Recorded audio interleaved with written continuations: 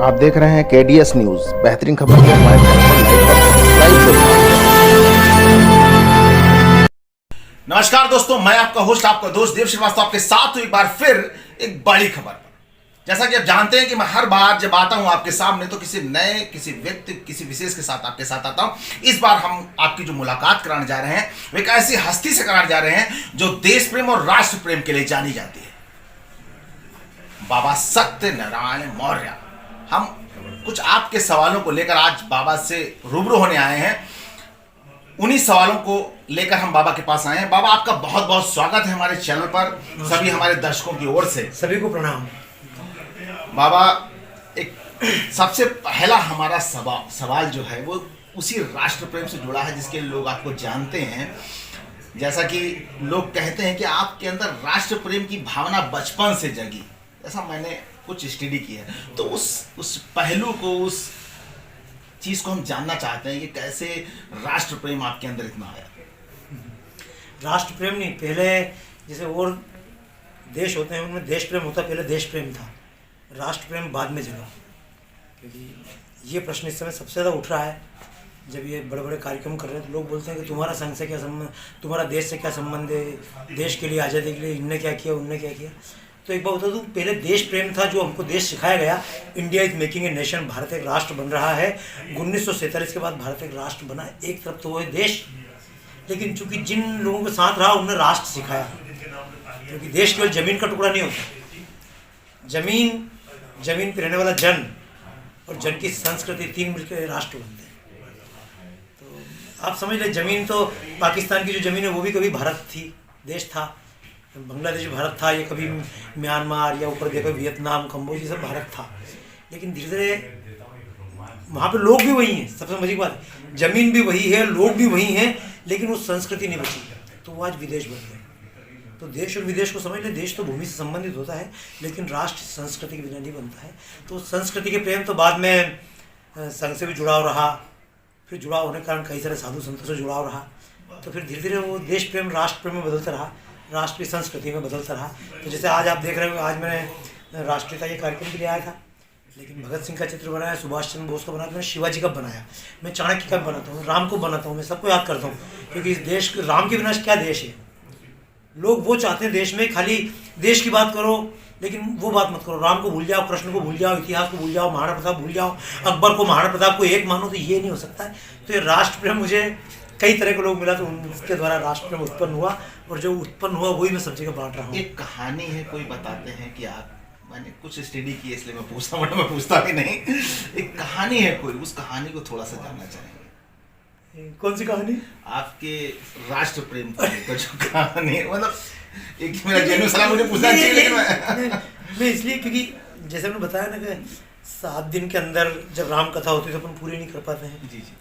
तो अगर अपने जीवन की देखो तो इतने प्रसंग, इतनी कहानियाँ हर तरह की, क्योंकि जीवन कई दिशाओं में रहा। क्यों नहीं, मैं इसलिए आपको रोकना चाहूँगा यहाँ पर। एक दौर आया था आपके जीवन में, जैसा मैंने पढ़ा है। नहीं, दौर मतलब एक दौर बाबूगिरी का दौर था। जी जी जी। एक दौर बाबूगिरी का दौर था। मैं भी जब एम.कॉम किया, उसके बाद जब मैंने एम.ए किया, गोल्ड मेडलिस्ट हुआ, तो मन में एक बाबूगिरी भावना होती है, कॉलर टाइट होती है। जी जी।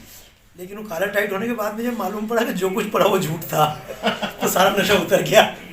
क्योंकि जब मैंने भारत का वास्तविक इतिहास पढ़ना चालू किया, हमको सिखाया गया सबसे प्राचीन शैल चित्र जो फ्रांको कैंटाब्रियन, स्पेन और फ्रांस के पास है। बाद में मालूम पड़ा उससे पुराने भीमबेटका में है।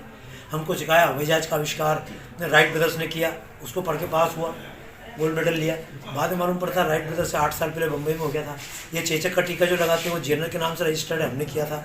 अभी जैसे कोरोना का टीका होता है, अभी छोटी छोटी चीज़ें होती है ना, जैसे आजकल जो हम देख रहे हैं कुछ चीज़ों में भारत बढ़ रहा है। योग के मामले में सबसे बड़ा, अब सबसे बड़ी मूर्ति भारत में बन रही है सरदार पटेल की, उससे बड़ी अयोध्या में बन रही है, 650 फीट की ऊंची मूर्ति है ना। रोडें यहाँ की अच्छी बन रही है। तो अब जो वापस एक पुनर्जागरण हो रहा है, ये आज से 25 साल पहले इसकी कल्पना नहीं कर सकते थे। तो ये समय समय की बात है। एक समय पुलिस से डर के हम भागते थे, आज पुलिस सुरक्षा में रहती है। तो ऐसे नहीं, मतलब हृदय परिवर्तन जब से संघ की शाखाओं जुड़ा हुआ तब से हो चुका है। क्योंकि मैं तो एक बात मानता हूँ, कई बार लोग बोलते हैं इस देश में, इसलिए मेरे बोलने में और लोग बोलने में अंतर है। और लोग बोलते हैं कुछ मुसलमान खराब है, कुछ मुसलमान खराब है, और मैं बोलता हूँ मुसलमान खराब नहीं होता है। मुसलमान खराब नहीं, खराब इस्लाम है।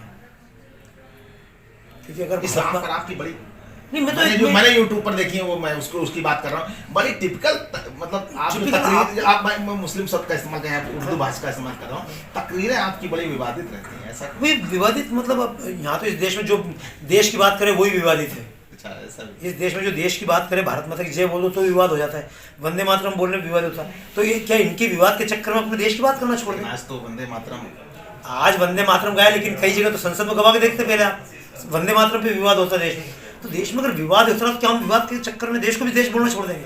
क्या हम राम को छोड़ दें? क्या कृष्ण को छोड़ दें? क्या भारत को माता कहना छोड़ दें? लोगों को अगर लगता है भारत माता ना कहे तो हम छोड़ दें? हमारा इतिहास, हमारी संस्कृति, हमारे लोग, हमारे महापुरुष, इनके लिए बोलना चाहिए और ये बोलना चाहिए। मैं इस्लाम के बारे में जो बोलता हूँ, मैं इसलिए बोलता हूँ कि दरअसल लोगों ने इस्लाम नहीं पढ़ा। अब जैसे कि वसीम रिजवी, उसने इस्लाम पढ़ लिया तो पढ़ ले मालूम पड़ गया। अभी कल ही था, एक मुस्लिम लड़की थी, वो इस्लाम की बात करी, नहीं तो इस्लाम पढ़ा, बोले नहीं पढ़ा, लेकिन तू कुरान हदीस पढ़ ले। मेरा एक मित्र है, तो उसने अपनी मुस्लिम लड़की शादी की। मुस्लिम लड़की ने कहा कि मैं रामायण नहीं पढ़ूंगी, मैं गीता नहीं पढ़ूंगी, भागवत नहीं पढ़ूंगी। उस लड़के ने कोई बात नहीं, मत पढ़ना। बाद में फिर जब बात हुई घर पे कुछ तो पढ़े, तो लड़की ने कहा कुरान पढ़ ले। लड़के ने कहा पढ़ लो। तो कुरान खरीद लाया, हदीसें खरीद लाया, और जब हदीसें खरीद के लाया और उसमें महिलाओं पर भी लिखा, महिलाएं तो खेती आगे से जाओ पीछे से जाओ, महिला तो पैर की जूती हैं। महिला वो लड़की बोलती है ऐसे क्यों गंदा? बोले तेरी कुरान में लिखा है, ये तेरे ही ग्रंथ है, ये तेरे ही ग्रंथ है। आज वो लड़की राष्ट्र सेविका समिति की उपाध्यक्ष है हमारे यहाँ पे। तो इस्लाम का जिसने अध्ययन नहीं किया वो सबसे बड़े मूर्ख हैं। देखो मैं एक बात बोलता हूँ, मुरारी बापू हों या ऐसे कोई भी बापू हों जो बोलते हैं कि हिंदू मुस्लिम समान है, कुरान और पुराण समान है, मैं एक बात कहता हूँ, या तो वो मूर्ख हैं या धूर्त हैं। लोगों को बुरा लगेगा कि एक नहीं, आप ये तक आपकी ये नहीं, मैं बोलता हूँ, कहीं ना कहीं, मैं बोलता हूँ या तो मुरारी बापू ने रामायण नहीं पढ़ी, या तो मुरारी बापू ने पुराण नहीं पढ़े, या उन्होंने कुरान नहीं पढ़ी, और पढ़ी तो ये बात बोल नहीं सकते। एक तरफ चींटी को भी दागने वाला, सांप को दूध पिलाने वाला, और एक तरफ गाय को तड़पा तड़पा कर मारने वाला, दो धर्म एक बात आती है कि आपने कुरान को कितना पढ़ा, तभी तो बोल रहा हूँ। और मैं तो एक बात बोल रहा हूँ कि मैंने कुरान ही नहीं वेद को पढ़ा, और भी पढ़ो ना। मैं तो Quran old testament, new testament, Bible और भी पढ़ो। मैं तो मुसलमान से बोलता हूँ पढ़ तो सही, और खाली कुरान को पढ़ने से काम नहीं चलेगा। गड़बड़ कुरान में करे तो कुरान के पहले ओल्ड टेस्टामेंट तो सेम है।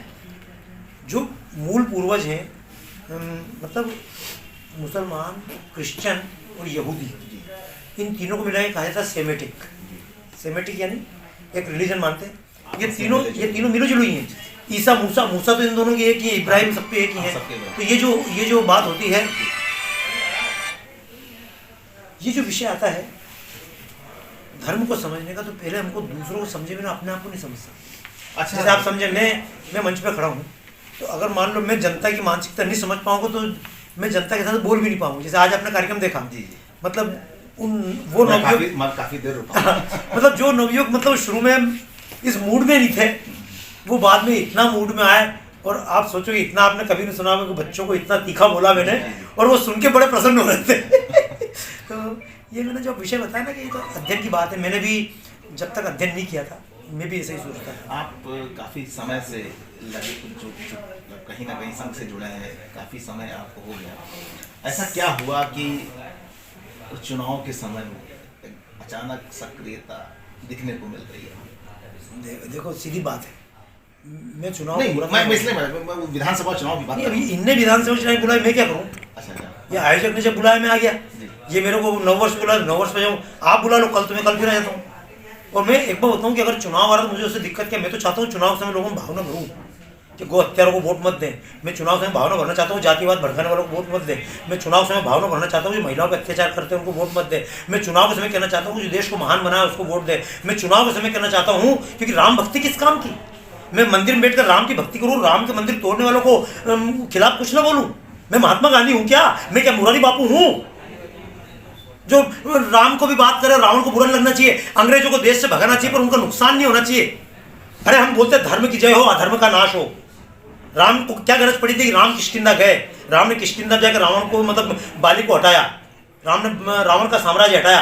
राम अगर चाहते तो बाली की सहायता लेकर सीता को मुक्त करा सकते थे, राम चाहते तो रावण से बात करके सीता को मुक्त करा सकते थे। लेकिन जो विदेशों में जाकर भी, और वास्तव में राम ने सन्यासी का जीवन जिया, सन्यासी की तरह राज्य किया है।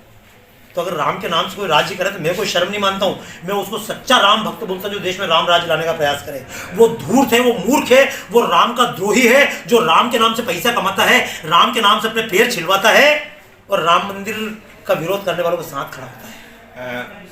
अभी हमने बाबा को सुना, नेक्स्ट एपिसोड में हम बाबा से फिर बात करेंगे क्योंकि बातें भी बहुत लंबी है तो ये खत्म नहीं होंगी। और हम चाहते हैं कि आप हमारे हरि अनंतरी कथा अनंता नेक्स्ट एपिसोड में हम आपसे मिलते हैं बाबा के साथ फिर से। तब तक के लिए दोस्तों नमस्कार, जय हिंद, जय भारत।